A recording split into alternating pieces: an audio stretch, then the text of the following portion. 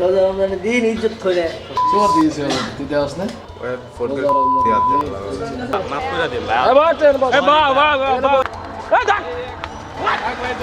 একটি ঘটনা যা শুনে চমকে যাবেন আপনিও। পবিত্র মাহে রমজানে প্রকাশ্য দিবালোকে প্রেমের নামে চলছে অশ্লীলতা।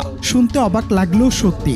ভোলা জেলা পরিষদ পুকুর পাড়ে যখন এক তরুণী প্রকাশ্যে অশ্লীলতায় মত্ত, ঠিক তখনই ক্যামেরার ফ্ল্যাশ লাইটে বদলে গেল তাদের প্রেমের চিরচেনা সমীকরণ।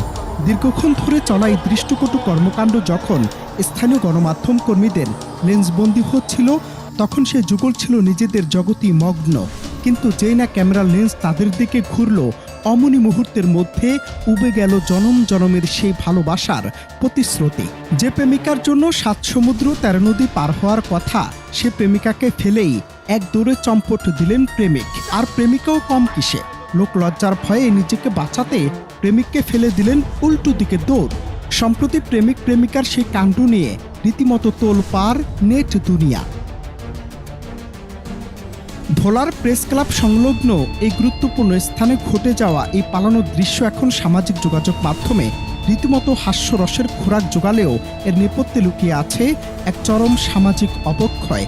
পবিত্র রমজান মাসে যখন চারদিকে সংযম আর ত্যাগের মহিমা ছড়িয়ে পড়ার কথা, তখন প্রকাশ্য দিবালোকে এমন কুরুচিপূর্ণ আচরণ ভোলার সচেতন মহলকে স্তম্ভিত করেছে।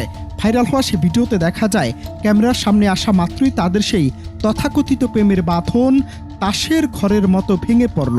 একে অপরকে বিপদে ফেলে পলায়নের এই দৃশ্য যেন আধুনিক সস্তা প্রেমের এক নগ্ন প্রতিচ্ছবি হয়ে দাঁড়িয়েছে।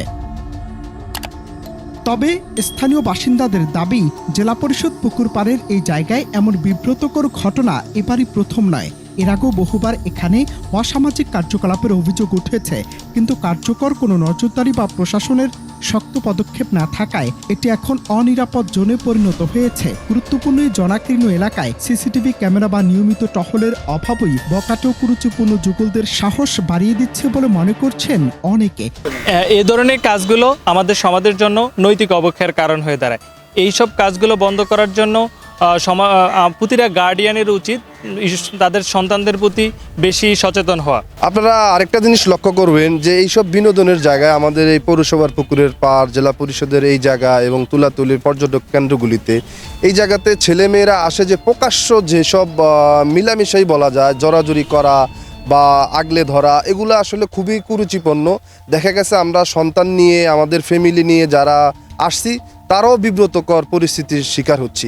এই জন্য এই অবৈধ মেলামেশাকে আমরা যেটাকে বলি অবৈধ মেলামেশা, এরকম প্রকাশ্যভাবে যেন না হয়, এই বিষয়ে প্রশাসন পর্যাপ্ত ভূমিকা নিবে বলে আমি বিশ্বাস করি এবং প্রশাসনের দৃষ্টি আকর্ষণও করি যেন তারা এই বিষয়ে খুব পদক্ষেপ নেয়। ভোর 7টা ছেলে মেয়ে একত্রে বসে আছে এবং স্কুলের ড্রেস পরে, তো এত ভোরে বাচ্চারা ঘর থেকে বের হয়, গার্জিয়ানদের কি কোনো এই ব্যাপারে কি তারা সচেতন না যে আমার মেয়েরা কোথায় যাচ্ছে?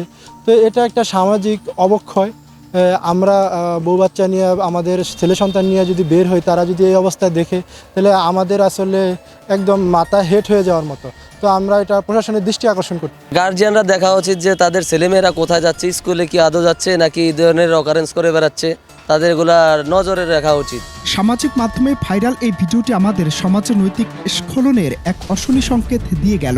সচেতন মহলের দাবি, কেবল নিন্দা জানিয়ে ক্ষান্ত থাকলে চলবে না, বরং সামাজিক মূল্যবোধ রক্ষায় প্রশাসন ও পৌর কর্তৃপক্ষকে এখনই জিরো টলারেন্স নীতি গ্রহণ করতে হবে। ধর্মীয় সামাজিক অনুশাসন বজায় রাখতে এই পর্যটন স্পটগুলোকে সিসিটিভি ক্যামেরার আওতায় আনা এবং নিয়মিত অভিযান পরিচালনা করা এখন সময়ের দাবি। Ananta Hasan Masud, Bangla TV news desk.